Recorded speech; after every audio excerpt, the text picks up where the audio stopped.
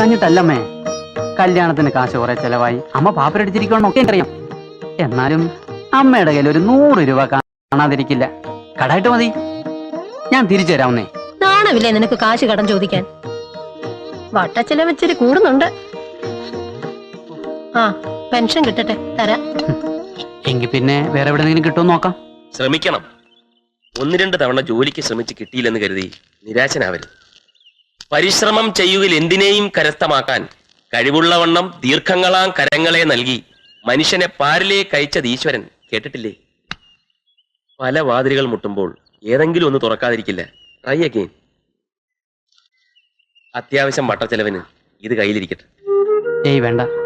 അതിനെന്താ, എന്നെ ഒരു അന്യനായിട്ടാ കരുതിയത്? വെച്ചോളൂ. ഇന്ന് വരെ ചോദിക്കാതെ ആരും എനിക്കൊന്നും തന്നിട്ടില്ല.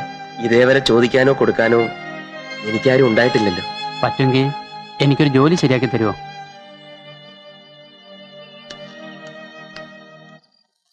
നമ്മുടെ ഓഫീസില് ഒരു അക്കൗണ്ടന്റിന്റെ പോസ്റ്റ് ഒഴിവുണ്ട്. അത് ബാലേന്ദ്രന് കൊടുത്താലോ? ഏത് ബാലേന്ദ്രൻ? നിന്റെ ബ്രദർ. അത് ശരിയാവില്ല. എന്താ? അതെ, ഈ സ്വന്തക്കാരെയും ബന്ധുക്കാരെയും അവനവന്റെ സ്ഥാപനത്തിൽ നിയമിച്ച പ്രോബ്ലം ആകും. എന്ത് പ്രോബ്ലം? 10-20 എടുത്ത് ചോദിക്കാൻ പറ്റുമോ? 10-20 എടുത്താ എന്തിനാ ചോദിക്കുന്നത്? പോട്ടെ എന്ന് വിചാരിക്കണം. 20,000-30,000 ആയാലോ? അത് പ്രോബ്ലം ആവും. അതാ ഞാൻ പറഞ്ഞത്. പിന്നെ ഒരു കാര്യം, സ്വന്തക്കാരായാലും വീട്ടുകാരായാലും നിർത്തേണ്ടടുത്ത് നിർത്തിയാലേ ശേഖരോട്ടിന് റെസ്പെക്ട് കിട്ടും.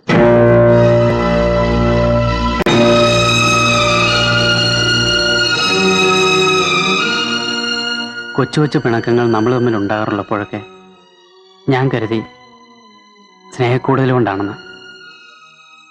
അതൊക്കെ മനസ്സിൽ കൂട്ടിവെച്ച് പക തീർക്കുകയാണല്ലേ.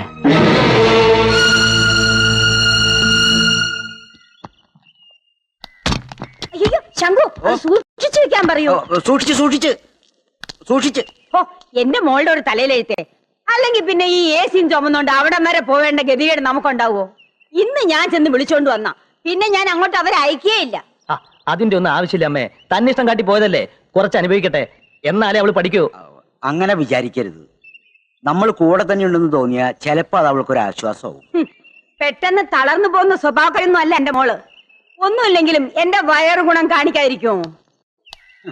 എന്റെ വയറു ഗുണം കാണിച്ച് എന്തെങ്കിലും വരുത്തി വെക്കുമെന്നാ എന്റെ പേടി. എന്താ ഈ മുറി കയറാതെ പോണത്? ഞാൻ തൂത്തുവാരിക്കോട്ടെ എന്ന് കരുതിയിട്ടാ? അങ്ങനെയൊന്നുമില്ല. ആ ബെഡ്ഷീറ്റ് ഒക്കെ ഒന്ന് മാറ്റി ക്ലീൻ ചെയ്തിട്ടേര്. തന്നെത്താനങ്ങ് ചെയ്താലെന്താ?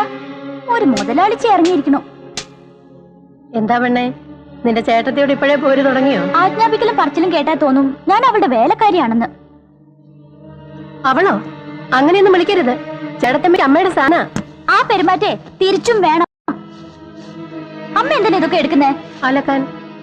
അതൊക്കെ ചേട്ടത്തി ചെയ്തോളും. ഇതാരുടെ അടി? അതെന്റെയാ. നിന്നെ പോലെ തന്നെയാ എനിക്ക് അവളും. എന്റെ വയറ്റിൽ പറന്നില്ല എന്നേ ഉള്ളൂ. പിന്നെ ഈ നാത്തുംപോരൊന്നും ഇവിടെ വേണ്ട കേട്ടോ. മാധവി ചേച്ചി അങ്ങനെ ഇവിടെ ഉണ്ടായിരുന്നെങ്കിലേ നാത്തും പോരല്ല, ഒരു യുദ്ധം തന്നെ ഇവിടെ കഴിഞ്ഞേനെ.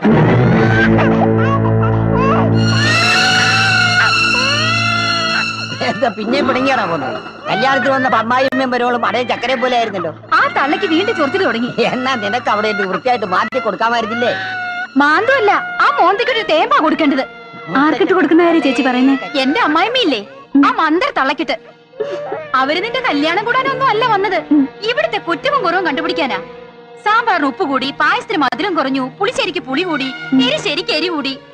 ഓ, പിന്നെ അവരെ സിംഹാസനത്തിലെത്തി ആരും ആദരിച്ച് വണങ്ങിയില്ലെന്ന പരാതി വേറെ. എന്റെ വീട്ടുകാരെ കുറ്റം പറഞ്ഞാ എനിക്ക് സഹിക്കില്ല. സഹിക്കുന്നതിനും പൊറുക്കുന്നതിനും ഒരു പരിധിയുണ്ട്. അത് കഴിഞ്ഞാൽ എന്റെ സ്വഭാവം മാറും. പിന്നെ കുഞ്ഞനീത്തയാണ് പൊന്നനീത്തയാണ് എന്നൊന്നും എന്നോട് പറഞ്ഞേക്കരുത്. ഏറ്റവും ഇളയതല്ലേ, അവളെ കുറിച്ച് ലാളിച്ചാണ് വളർത്തിയത്. എനിക്ക് വേണ്ടി ഒന്ന് ക്ഷമിച്ചൂടെ?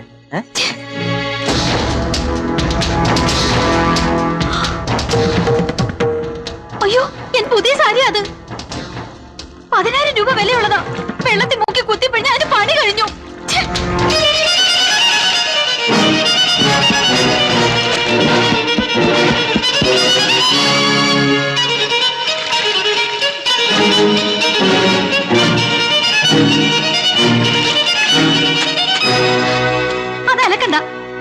സാരമില്ല മോളെ, ഞാൻ അലക്കാം.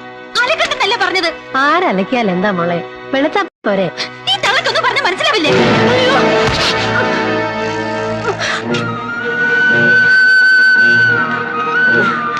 എന്തെങ്കിലും പറ്റിയോ അമ്മേ? അതൊക്കെ എന്താ ഇത്? ഇത്രയും വില കൂടിയ സാരി ഡ്രൈവേഷനോ കൊടുക്കേണ്ടത്? ടീച്ചറാണെന്ന് പറഞ്ഞിട്ട് എന്താ കാര്യം? വിവരം വേണം. എന്റെ ഭാര്യത്തല്ല നീ ആരാടാ? ഞാനൊരു അല്പം താമസിച്ചതേ കേട്ടനെ ഇവർക്കട്ടൊന്ന് പൊട്ടിക്കുന്ന കരുതിയാ. എന്റെ അമ്മയെ തള്ളിയിട്ട് വിള ഞാൻ. വേണ്ട, ഒരെണ്ണം മതി. നീ ഈ അമ്മയുടെ വയറ്റിൽ പറഞ്ഞ മകനാണെന്ന് തെളിയിക്കാൻ. അയ്യോ അയ്യോ, എന്റെ മോളെ എല്ലാരും കൂടെ ഇവിടെ തല്ലി കൊല്ലുകയാണോ? ഇവരിട്ട് രണ്ട് കൊടുക്കാൻ ഇവിടെ ആരില്ലേ? എടാ പ്രേമേന്ദ്ര, നോയിക്കൊണ്ട് നിൽക്കുകയാണോ? അതെ, ബഹളം ഉണ്ടാക്കണ്ട. നിങ്ങളുടെ മകൾ ചെയ്ത വലിയൊരു തെറ്റിന് ഒരു ചെറിയ ശിക്ഷ കൊടുത്തു, അത്രേ ഉള്ളൂ. കെട്ടിക്കൊണ്ടുവന്ന പെണ്ണിനെ തല്ലാനാണോ ഈ തള്ളയും കൂടെ കൂട്ടു നിൽക്കുന്നത്? എന്റെ അമ്മയെ കുറിച്ച് മിണ്ടിപ്പോരുത്. ഞങ്ങളുടെ അച്ഛൻ ജീവിച്ചിരുന്നപ്പോ പോലും അമ്മയോട് ഒരു മറുവാക്ക് പറഞ്ഞ് ഞങ്ങൾ കേട്ടിട്ടില്ല. ഞങ്ങളുടെ അമ്മ ഇവിടെ എന്താ ചെയ്തെന്നറിയോ? അപ്പൊ എന്റെ 10,000 രൂപയുടെ സാരിയോ? അമ്മയ്ക്ക് അറിഞ്ഞൂടെ വില കൂടിയ സാരി നനയ്ക്കാൻ പാടില്ലെന്ന്? അമ്മയേക്കാൾ വലുതാണോ ഒരു സാരി? മാധവി, നീ സംസാരിക്കണ്ട, അകത്തു പോ. വിശാലാക്ഷി, എനിക്കൊരു തെറ്റുപറ്റി. തെറ്റുപറ്റിയത് എനിക്കാ. ഈ അലവലാതി കുടുംബത്തിലേക്ക് എന്റെ മോളെ കെട്ടിച്ചു കൊടുത്തത്. അലവലാതി കുടുംബം ആരുടെ നടന്ന് കണ്ടാൽ അറിയാം. ഒരു ചുരിദാറും വലിച്ചു കയറ്റി കൂളിംഗ് ഗ്ലാസും വെച്ച് പ്രായം മറന്നുള്ള നിങ്ങളുടെ ഈ നടപ്പ് നെറ്റിയിൽ എഴുതി വെച്ചിരിക്കുക അലവലാതിയാണെന്നേ. മാധവി, അമ്മയൊന്നും മിണ്ടായിരുന്നേ. ഞങ്ങളുടെ കുടുംബത്തിക്കാര് ഞങ്ങളെ ഭരിക്കാതെ ഇറങ്ങി പോകാളച്ചി. ആണല്ലോ ഇത് കേട്ടു നിൽക്കാൻ. വേറെ വണ്ടിയില്ല. പ്രേമേന്ദ്ര, പ്രശ്നം വഷളാക്കാതെ തന്റെ ഭാര്യയെ പറഞ്ഞൊന്ന് മനസ്സിലാക്ക്. പ്രേമേന്ദ്രന് എല്ലാം മനസ്സിലായി. നിനക്ക് ഭാര്യയോടൊത്ത് ജീവിക്കണമെങ്കിൽ ഞാൻ ശീതനമായിട്ട് തന്ന ആ മാരുതി കാറെടുത്ത് എന്റെ പിന്നാലെ പോരെ. കേറി കാറില്. സാവകാശം ഒന്ന് ആലോചിച്ച്. നീ ആലോചിക്കാൻ ഒന്നുമില്ല. ഞാൻ ഈ കുടുംബം കുളം തോണ്ടും.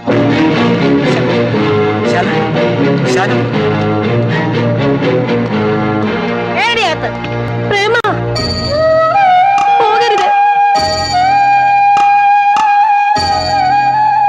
വരുന്നില്ലേ?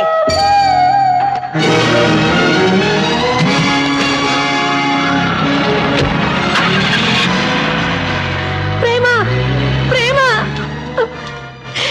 ശേഖരൻകുട്ടി അവ പോണ കണ്ടില്ലേ? അമ്മ പുല്ലാരിച്ചു വളർത്തിയ മൂത്ത മോന് ദൈവം നട്ടല് കൊടുത്തില്ലെന്ന് കരുതിയാ മതി. മായാദേവി വലിയ തറവാട്ടുകാരാ. മൂത്തവരൊക്കെ കെട്ടിയിരിക്കുന്നത് നല്ല കാശുള്ള കുടുംബത്തിന്നാ. കുട്ടി കൊള്ളാം. അപ്പൊ ഇത് ആലോചിക്കാം. ഒന്നും ആലോചിക്കണ്ട.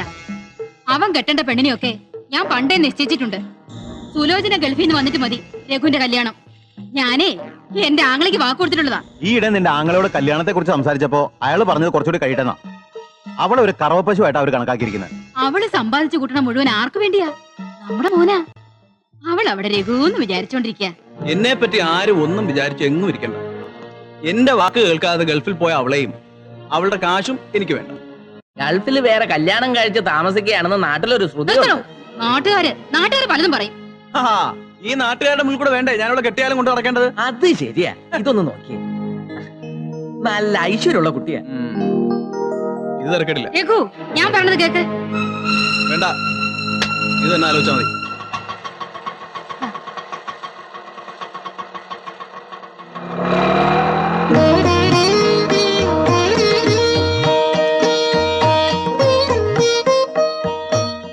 അമ്മ എന്തിനാ ഓട്ടോയിൽ വന്നത്? പറഞ്ഞിരുന്നെങ്കിൽ കാർ അയക്കുമായിരുന്നല്ലോ. ഓ, അതിന്റെ ഒന്നും ആവശ്യമില്ല മോളെ. ഒരു ടാക്സി പിടിച്ചെങ്കിലും പോരായിരുന്നു. കാശ് ഞാൻ കൊടുത്തേനെ. ഓട്ടോറിക്ഷയിലേക്ക് ഇവിടെ വരുന്നത് ഞങ്ങൾക്ക് മോശാ. അതുകൊണ്ട് എടാ രാമ, നീ ഇവിടെ എന്തെടുക്കാ? നിന്നോട് പുല്ലി എത്താൻ പറഞ്ഞിട്ട് ചെത്തിയോ? ഒന്നിനും ഒരു ഉത്തരവാദിത്വമില്ല. അമ്മ വാ. കല്യാണി, എടി കല്യാണി, എന്താടി ഇത്? നീ ഇവിടെ തൂത്തുവാരിട്ട് പോയതല്ലേ? എന്നിട്ട് എന്തായി കിടക്കുന്നത്? എല്ലായിടത്തും എന്റെ കണ്ണെത്തണമെന്ന് വെച്ചാൽ കുറെ കഷ്ടാണേ. മുറ്റത്തൊരു പ്ലാവിനെ വീണ കെട്ടിയിടാത്ത പെണ്ണ കണ്ടുപിടിച്ചു. ജോലിക്കാർ ഒത്തിരി ഉണ്ട്. എല്ലാത്തിനും നിയന്ത്രിച്ചു കൊണ്ടുപോകാൻ കുറച്ച് പാട് തന്നെയാ. എന്തൊരു തണുപ്പാ. AC നിനക്ക് ശീലമില്ലാത്തല്ലേ? എനിക്കാണെങ്കിൽ AC ഇല്ലാണ്ട് ഇപ്പൊ ജീവിക്കാൻ പറ്റാണ്ടായി. എന്തോ ഒരു സാരി ചേച്ചിക്ക് തുണിക്കടയിൽ ഇരിക്കണ മാതിരി ഉണ്ട്. ഇത് കുറച്ചേ ഉള്ളൂ, ബാക്കിയെല്ലാം അപ്പുറത്തെ മുറിയില്ല. ചേച്ചി, ഇതിന്ന് ഒരു സാരി എനിക്ക് തരുമോ? ഇതിന്നൊന്നും ചോദിക്കണ്ട. അല്ലെങ്കിൽ തന്നെ 500 എണ്ണം തികയാൻ 3 എണ്ണം കൂടി വേണം. ആ വിഷമത്തിലാ ഞാൻ. ഞാൻ വെറുതെ ചോദിച്ചല്ലേ. നിനക്ക് ഉടുത്തു പഠിക്കാനേ വില കുറഞ്ഞ ഒരെണ്ണം ഞാൻ വാങ്ങിത്തരാം. നീ ഒന്നും അവക്ക് വാങ്ങിച്ചു കൊടുക്കണ്ട. അവക്ക് വേണ്ടതൊക്കെ ഞാൻ വാങ്ങിച്ചു കൊടുത്തോളാം. ഇതാരാ അമ്മയോ? എന്താ മായേ നിന്റെ മുഖത്തൊരു വാട്ടം? എന്റെ ശ്രീമതി വല്ല പത്രാസം കാണിച്ചോ? നീ എന്താ നോക്കി നിൽക്കുന്നത്? പോയി ചായ എടുക്കടി.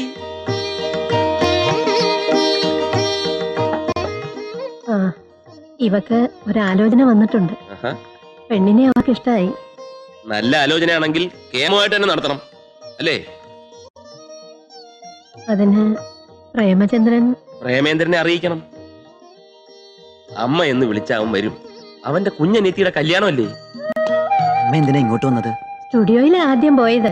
അപ്പൊ അത് പൂട്ടിയിട്ടിട്ട് ഒത്തിരി നാളായെന്ന് അറിഞ്ഞു. സ്റ്റുഡിയോയിൽ കിട്ടുന്ന കാശ് ഞാൻ ഒറ്റച്ചെലവിന് കൊടുക്കുന്നുണ്ടല്ലോ. പ്രേമേന്ദ്ര, നല്ല കാറ്, ഇതുപോലെ ഒരു മോനെ, ഇവക്കൊരാലോചന വന്നിട്ടുണ്ട്. നല്ല കുടുംബക്കാരാ. എന്താടി കൊച്ചേ, നീയും വളച്ചെടുത്ത് ഒപ്പിച്ചതാണോ? അതാണല്ലോ പാരമ്പര്യം. എന്തിനാ ഇപ്പൊ ഇങ്ങോട്ട് ഇറങ്ങിയത്? ഞങ്ങള് ചത്തോ ജീവിച്ചിരിപ്പുണ്ടെന്ന് അറിയാനാ? അങ്ങനെ പറയരുത് മോളെ. നിങ്ങളെ തിരിച്ചു വിളിച്ചോണ്ട് പോകാനും കൂടിയാ അമ്മ വന്നത്. പ്രധാന കാര്യം അതല്ല. ഈ പെണ്ണിന്റെ കല്യാണ ആവശ്യം വന്നപ്പോ പ്രേമേന്ദ്രനെ വേണം. അതിനാ അത് തന്നെ. കല്യാണം ആവശ്യമില്ല, മരണമായാലും ശരി. ഞങ്ങൾ ആ കുടുംബത്തിൽ കാലു കുത്തണമെങ്കിൽ എന്നെ തല്ലി അതിന്റെ ഇവിടെ വന്ന് മാപ്പ് പറയണം. അതല്ല, ഇനിയിപ്പോ വല്ല സാമ്പത്തിക സഹായം പ്രതീക്ഷിച്ചിട്ടാണെങ്കിലേ എന്തെങ്കിലും ഒരു സംഭാവന ഞാനും തരാം. പണത്തേക്കാൾ വലുത് ബന്ധങ്ങളാണെന്ന് മറക്കരുത്.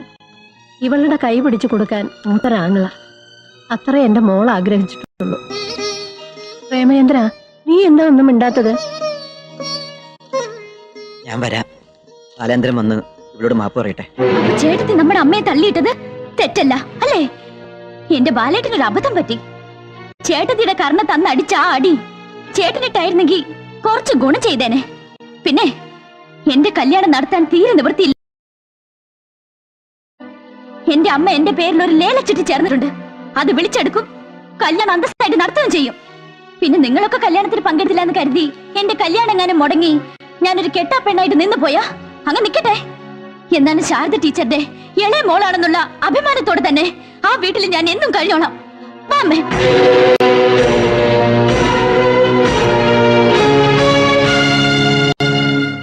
ഒരു 1,90,000 രൂപ. 1,85,000. 1,85,000. 1,85,000 രൂപ. 1,85,000. 1,80,000. 1,80,000 രൂപ. 1,75,000. ലേലം ഉറപ്പിച്ചോളൂ. 1,75,000 ഒരു തരം. 1,75,000 രണ്ട് തരം. ലേലം ഉറപ്പിക്കാൻ പോകുന്നു. 1,75,000. 1.5 ലക്ഷം.